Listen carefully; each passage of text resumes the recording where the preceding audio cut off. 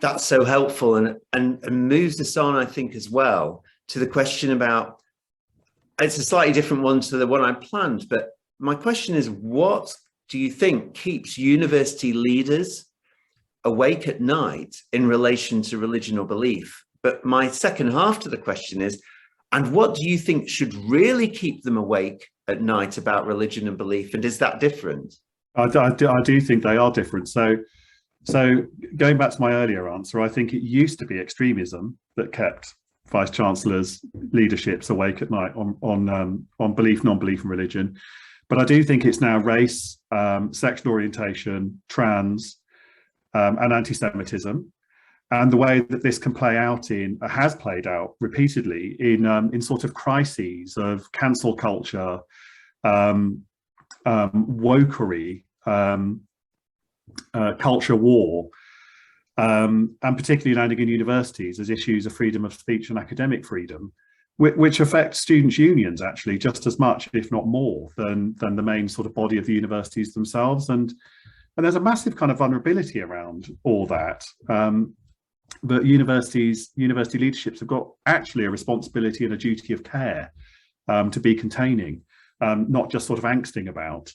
So I think that's all reframable in the way that I was talking about earlier, that you get ahead of this and find safe discourses, safe ways, safe methods of talking, and they're out there. You know, they're there. They're just not widely practiced, really. How would you find them? How would you find those safer ways and discourses? Well, at the moment, they're a specialist, very small kind of training agencies around each of these identities. And they're really overworked and under-resourced, and they're sort of running around the country, sort of inputting, and that's all very well. But actually, these aren't issues that can simply be addressed by buying somebody in for some workshops, right? They've got to be owned by the taking on of the literature, the knowledge, but also the confidence and experience. This is again where I think an intellectually rooted, research orientated, student facing and staff caring chaplaincy, all four of those things have a really, really important role to play, because it is about bringing those things together. But I'd say something else, because the other thing, I think, if it doesn't keep university leaderships awake at night, it probably does actually, but if it doesn't, it should, is this post-COVID, if we are post-COVID, kind of turn or change in globalization and what that means.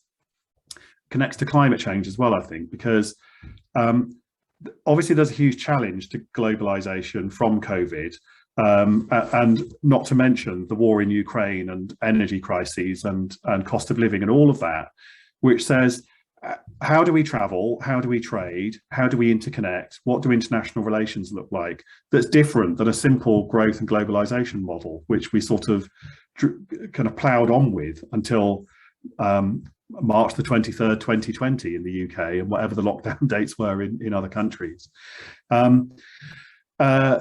So there's a whole different way of looking at, there are all sorts of different practices that people are now experienced in terms of how we engage with each other, including through tech, and how you have a digital life that's also relational is a really important challenge. I work as a therapist in private practice entirely online, and for me that works. I find I can pick up the relational energy and so on, but for many people they need an in-person kind of experience. These are huge challenges. But above all, I'm really noticing research, most of it's from think tanks at this point, and in kind of management studies kind of spaces. But there's loads of research beginning to emerge now, which seems to be showing that workers are what they want above all is meaningfulness in their daily lives, in their daily activities, about their learning, about their work, about the activities they're undertaking. And meaningfulness seems to me to be absolutely to start. Is that not the space of belief, non-belief, and religion? And if that can't be sort of centralised in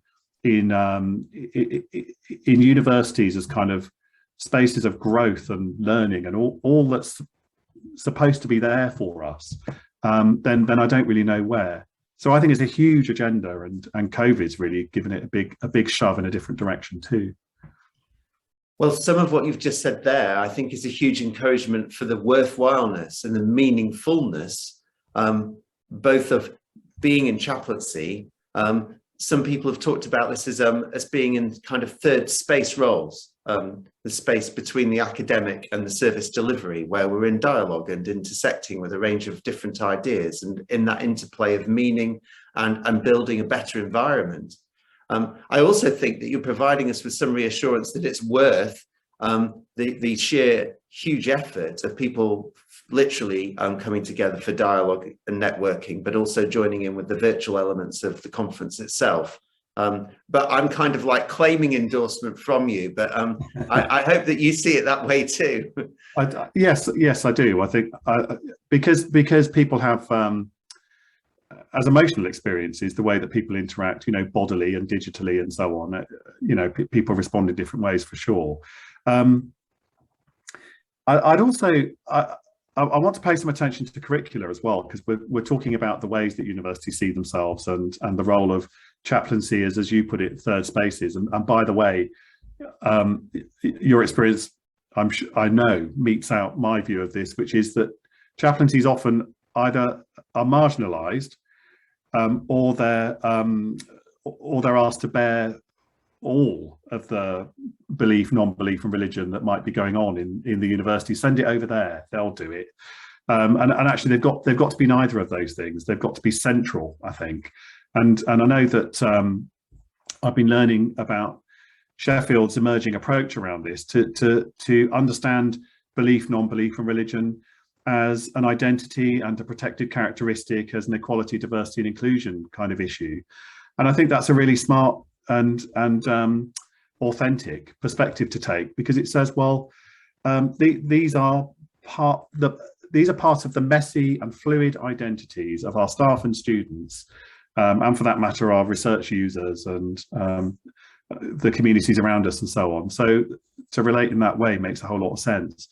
But to come to curriculum, I think one of the ways in which universities have been least good, as I started by saying, have been most inhibited, least engaged in relation to belief, non-belief and religion, has been in curricula.